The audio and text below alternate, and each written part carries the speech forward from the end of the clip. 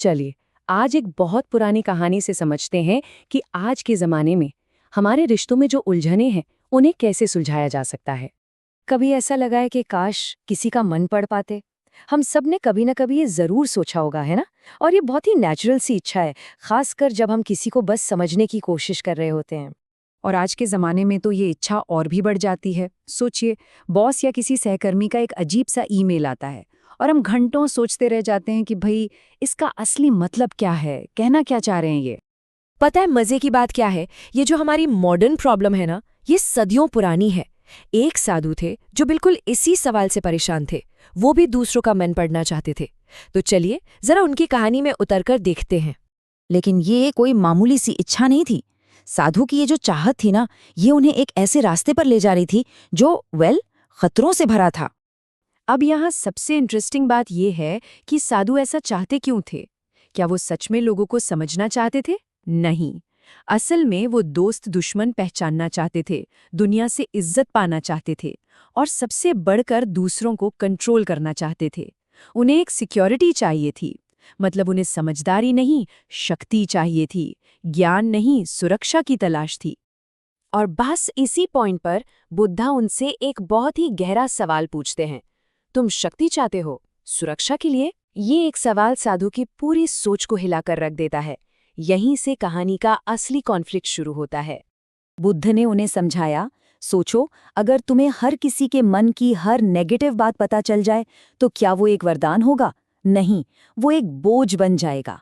मतलब साधु जिसे शक्ति, कंट्रोल और सिक्योरिटी समझ रहे थे, असल में वो रास्ता उन्हें गुस्से, दर्द और भरोसे की कमी की तरफ ही ले जाता। तो फिर इसका सलूशन क्या है? बुद्ध ने इसका हल 3 कीज में दिया और उनमें से सबसे पहली की है धैर्य। बुद्ध ने एक कमाल की बात सिखाई।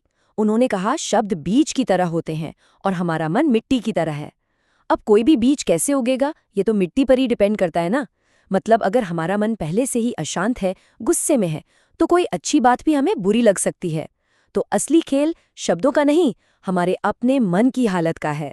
तो इसे असल जिंदगी में कैसे इस्तेमाल करें? सोचिए, किसी ने आपकी आलोचना की। आपका पहला रिएक्शन क्या होता है? तुरंत जवाब देना, है ना? बुद्ध कहते हैं नहीं, बस रोको, सुनो, समझने की कोशिश करो।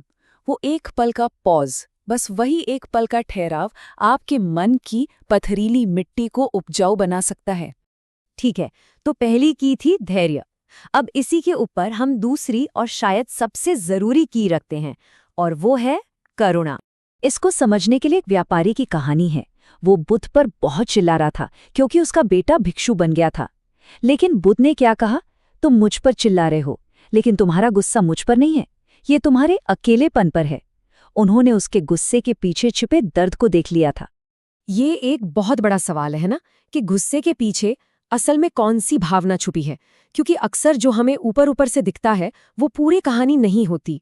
करुणा या कंपैशन ही वो नज़र है जो हमें उस गुस्से की परत के नीचे झांकने में मदद करती है। और यही हुआ उस व्यापारी के साथ। करुणा से पता चला कि उसका गुस्सा तो बस एक मुखौटा था। असल में तो वो बहुत अकेला और डरा हुआ था। उसे गुस्सा नहीं, उसे मदद की जरूरत थी।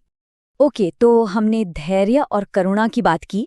अब आते हैं आखिरी और सबसे फंडामेंटल की पर, वो की जिसके बिना पहली दोनों अधूरी हैं, और वो है सेल्फ नॉलेज, यानी आत्मज्ञान। बुद्ध ने सिखाया तुम्हारा मन एक झील है। अब सोचिए, अगर किसी झील का पानी एकदम शांत और साफ हो तो उसमें आपकी परछाई कैसी दिखेगी? एकदम साफ, है ना? लेकिन अगर वही झील गंदी हो, उसमें कीचड़ हो, लहरें उठ रही हों, तो परछाई भी टूटी फूटी धुंधली दिखेगी। बस यही हमारे मन के साथ होता है। अगर हमारा मन ही गुस्से, ईगो और डर से भरा है तो हम दूसरों को कभी भी साफ साफ नहीं देख पाएंगे। हमें जो दिखेगा वो उनकी नहीं, बल्कि हमारे अपने मन की डिस्टॉर्टेड परछाई होगी। तो इन तीनों कीज को जब हम मिलाते हैं, धैर्य, करुणा और आत्मज्ञान, तब हम पहुंचते हैं सच्ची समझ की कला तक। तो असली मन पढ़ना क्या है? ये कोई जादू या सुपर पावर नहीं है। ये एक स्किल है। एक ऐसी स्किल जिसे कोई भी अपनी अंदरूनी साधना से, अपने इनर वर्क से हासिल कर सकता है। तो रास्ता क्या है? 3 सिंपल स्टेप्स। पहला, धैर्य, ताकि हम रिएक्ट करने से पहले रुक सकें। दूसरा, करुणा, ताकि हम शब्दों के पीछे की असली भावना को देख सकें। और तीसरा, आत्मज्ञान, ताकि हम अपने मन की झील को साफ रख सकें और दूसरों को सही सही देख पाएं। ये तीनों चीजें सिर्फ दूसरों को समझने में ही नहीं, बल्कि खुद की जिंदगी में शांति लाने में भी मदद करती हैं। तो आखिर में बस एक सवाल बचता है, किसी और का मन पढ़ने की कोशिश करने से पहले क्या हमने कभी अपने मन में झांककर साफ साफ देखा है?